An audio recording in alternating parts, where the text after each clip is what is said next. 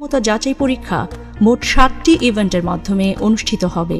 একজন প্রার্থীকে শারীরিক সক্ষমতা যাচাই পরীক্ষায় উত্তীর্ণ হতে হলে প্রতিটি ইভেন্টেই পৃথকভাবে তাকে কৃতকার্য হতে হবে। যে কোনো ইভেন্টে অকৃতকার্য হলে প্রার্থীর প্রার্থিতা বাতিল বলে গণ্য করা হবে। প্রথম ইভেন্ট দৌড়। এই ইভেন্টে পুরুষ প্রার্থীদের 1600 মিটার দূরত্ব 7 মিনিট 30 সেকেন্ড এবং নারী প্রার্থীদের 1000 মিটার দূরত্ব 7 মিনিটে অতিক্রম করতে হবে। দৌড় শুরুর পূর্বে প্রার্থীদেরকে ডেমনস্ট্রেশনের মাধ্যমে দৌড়ের নিয়মকানুনের বিষয়ে ব্রিফিং করা হবে। কোনো প্রার্থী যদি চুনের দাগ স্পর্শ করেন কিংবা হুইসেল ব্যতীত দৌড় আরম্ভ করলে সরাসরি ডিসকোয়ালিফাইড হবেন। এই ইভেন্টে উত্তীর্ণ প্রার্থীরাই পরবর্তী ইভেন্টে অংশগ্রহণ করার সুযোগ পাবেন।